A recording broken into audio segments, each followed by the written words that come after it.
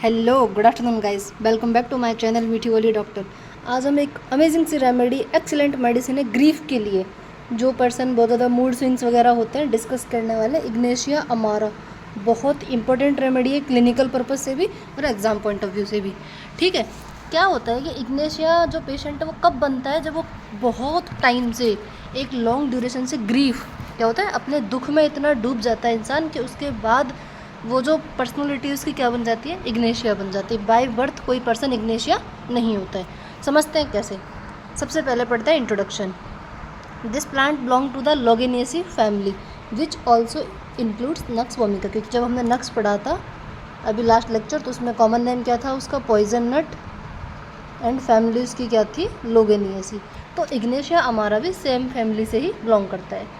ठीक है, नेक्स्ट है इसका सिनोनेम क्या है, common name Saint Ignatius bean, family Loganiaceae, prover doctor Hahnemann sir, miasmatic background psora miasm से, temperament very sensitive and nervous, छोटी छोटी बात पे मूड स्विंग्स हो जाते हैं। डायथिसिस हिस्टेरिकल, मतलब आपको समझ में नहीं आएगा कब इसको क्या हो गया बिना बात की। सबसे बड़ी बात इसमें दो चीज़ याद रखना, एक तो ग्रीफ कि इसकी जो तकलीफ़ें हैं, ये जो पर्सनैलिटी वो ग्रीफ की वजह से बनी है। दूसरा इसका है कॉन्ट्राडिक्शन, कि जो चीज़ आप सोच भी नहीं सकते वो इस पर्सन के अंदर होती है। ठीक है, इंपॉर्टेंट, ग्रीफ और कॉन्ट्राडिक्शन। डायथिसिस कैसा, hysterical, neither chilly nor hot but easily affected by cold, मतलब टेम्परामेंट ना तो ज़्यादा गर्मी है ना सर्दी, बट फिर भी कोल्ड के लिए ज़्यादा अफेक्टेड है।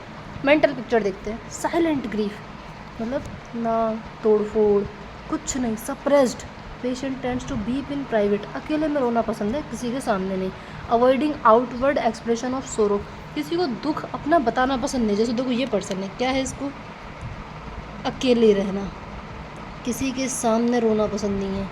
ठीक है, क्या है, नो एक्सप्रेशन, एक्सप्रेस नहीं करती है कि भाई मैं दुखी हूँ। Often leading to a prolonged and internalised suffering, और ये कोई थोड़ा बहुत नहीं है कि 10 दिन में कोई नक्स मतलब इग्नेशिया बन जाता है। ये एक बहुत टाइम से किसी अपने को खोने का दुख हो, हार्ट ब्रोकन हो, कोई भी बिजनेस फेलियर हो, बहुत अंदर जो बहुत मतलब इंसान को बिल्कुल एकदम ख़त्म कर दे, उस टाइप का साइलेंट ग्रीफ है इसका। ठीक है, हॉल मार्क है ये इग्नेशिया के अंदर।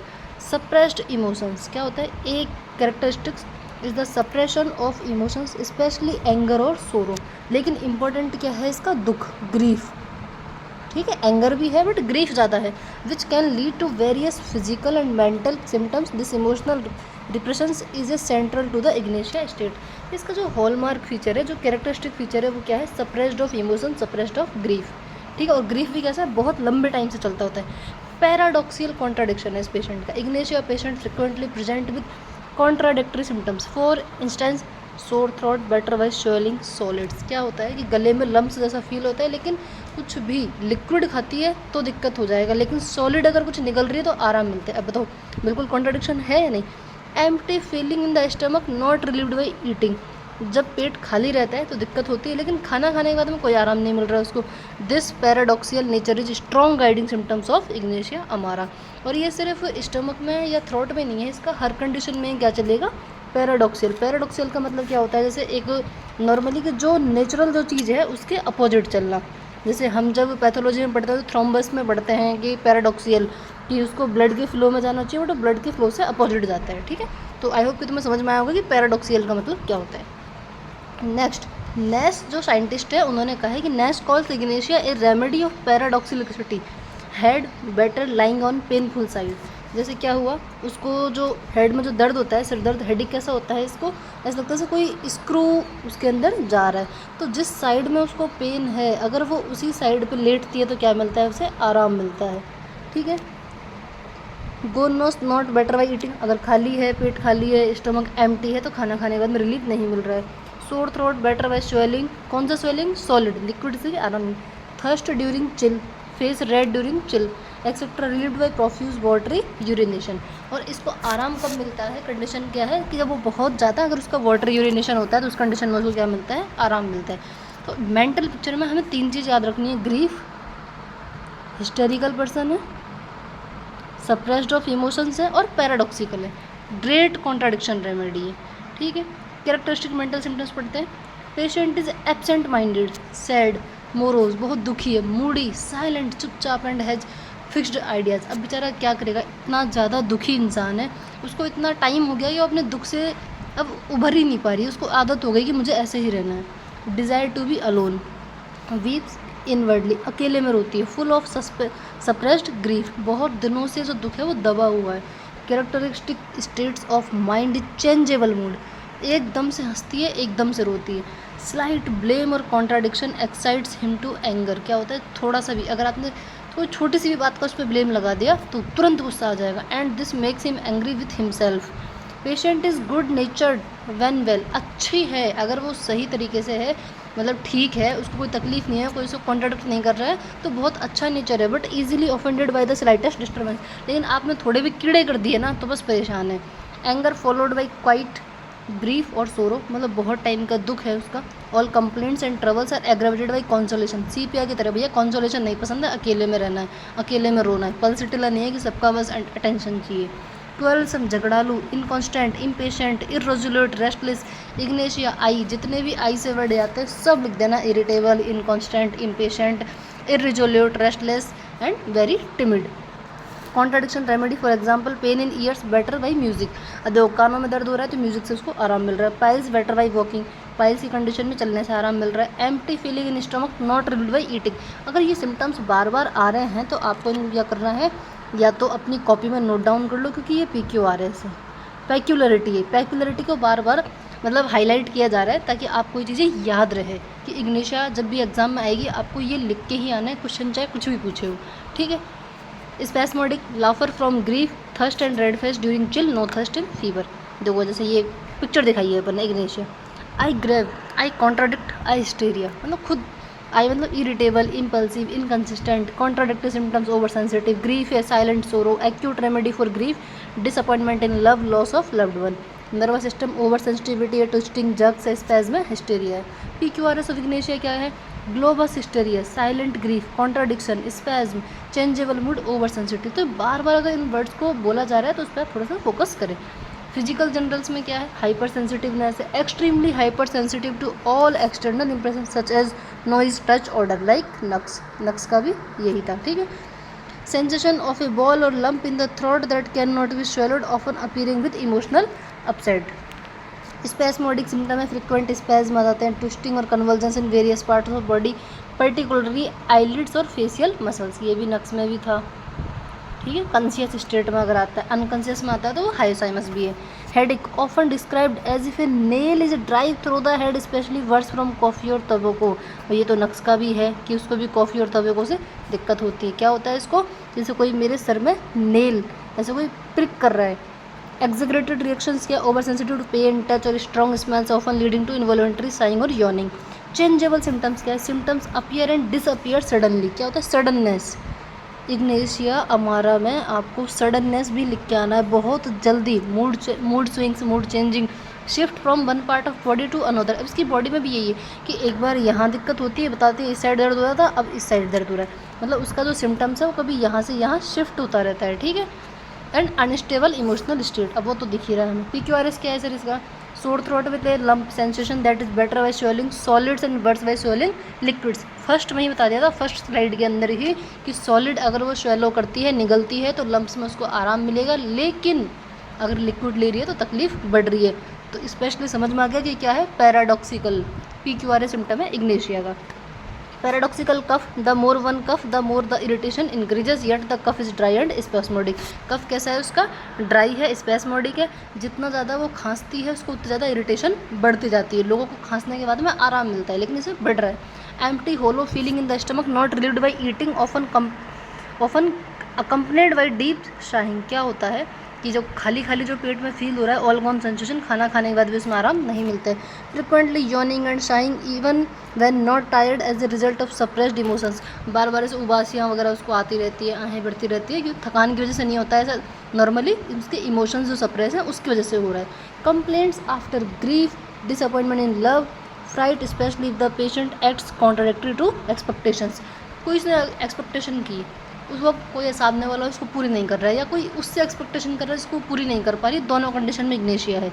Peculiar sensation of weakness in upper abdomen and pit of stomach and paleness of face, जब रेस्ट करती है, इसमें आप नोट करना आगे, paleness of face during rest, ठीक है।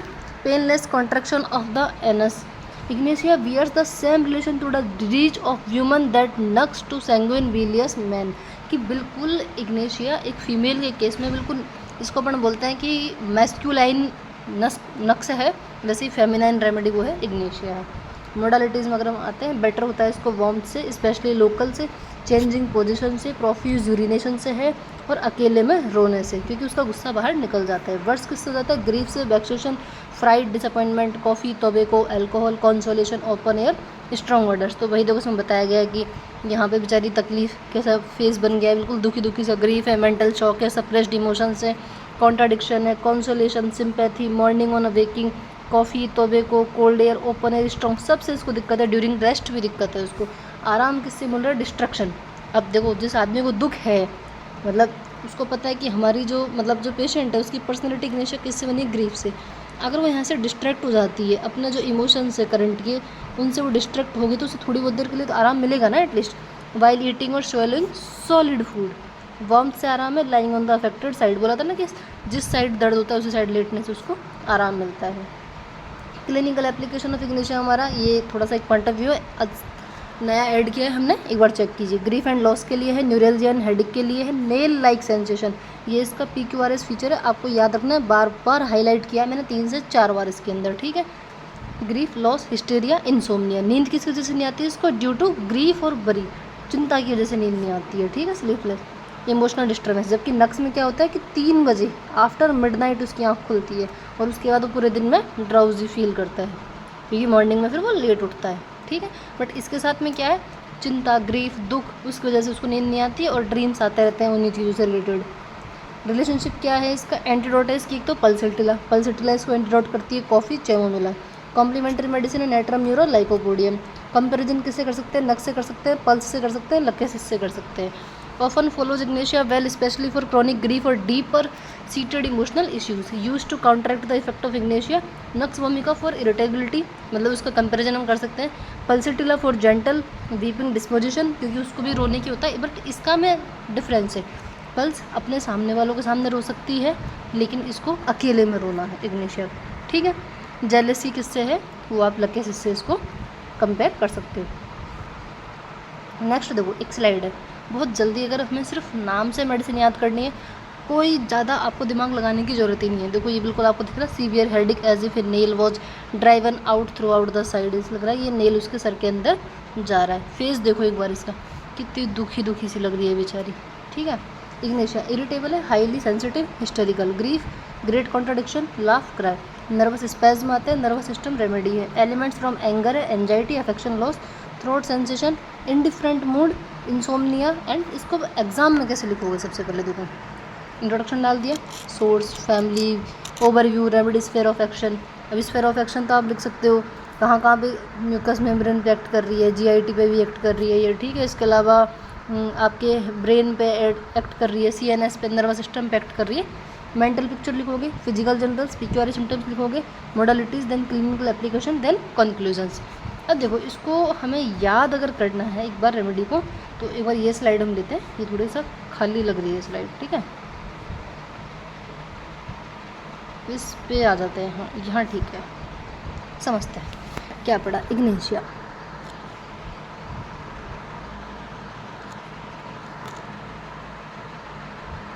इग्नेशिया में कुछ याद नहीं रखना, आई से रिलेटेड जितने भी वर्ड है, इरिटेबल, इम्पेशेंट, ठीक है, इर्रेज़ोल्यूट, ठीक है, इंडिफरेंट। इंडिफरेंट थोड़ा CPA में चला जाता है, बट आप लिख सकते हैं, अगर आपको एग्जाम में कुछ भी याद नहीं आ रहा तो आप लिख सकते हो उसके अंदर। दूसरा इंपॉर्टेंट है हिस्टेरिया, इसके अंदर ग्रेट कॉन्ट्राडिक्शन सबसे ज़्यादा ज़रूरी है इसके अंदर ये लिखना, पैराडॉक्सिकल। और अगर आपने साइंटिस्ट का नाम लिख दिया, किसका? नैश, तो ये मान लीजिए आपका बिल्कुल एग्जामिनर नंबर नहीं काट सकता। मोडालिटीज़ लिखनी है, ठीक है। यही था आज की रेमेडी के बारे में। इग्नेशिया और नक्स को कैसे आप कंपेयर कर सकते हैं, दोनों को देखिए। Ignatia emotional, sensitive, hysterical, full of contradictions. Nux भी क्या होता है? कॉन्ट्राडिक्शन उसको भी बर्दाश्त नहीं होता। Irritable, short tempered, workaholic. इसमें देखो नक्स का क्या है, सेडेंटरी लाइफ स्टाइल है, उसका वर्क ज़्यादा इफेक्टेड है, उसका इंटेलेक्चुअल प्रॉपर्टी, बट इसके में दुख है, इमोशनल ज़्यादा पॉइंट ऑफ व्यू, ठीक है। Grief, love, disappointment, suppressed emotions, यहाँ पे overwork, sedentary life style, alcohol, coffee, तंबाकू, इन सबसे दिक्कत बढ़ रही है, स्पाइसी फूड वगैरह खा रहा है बाहर का, तो दिक्कत बढ़ रही है नक्स में। Silent grief, sighing desire to be alone yet crave sympathy, उसको सिंपैथी चाहिए बट शो नहीं करती कि मुझे चाहिए। इस भाई साहब को नहीं चाहिए, इन्हें सिर्फ एम्बिशियस, पैसा चाहिए, इनको नाम चाहिए, इनका बिजनेस अच्छे से चलता रहे बस। Consolation, contradiction, grief, coffee, tobacco, morning on waking, during rest, coffee वगैरह से दिक्कत बढ़ती है, इसका भी यही दिक्कत बढ़ती है। डिस्ट्रक्शन है, शोलोइंग फूड से इसको आराम है, लाइंग ऑन अफेक्टेड साइड से है, डीप साइंग से इसको आराम मिलता है, वार्म से है, रेस्ट से, evening lying down short sleep से।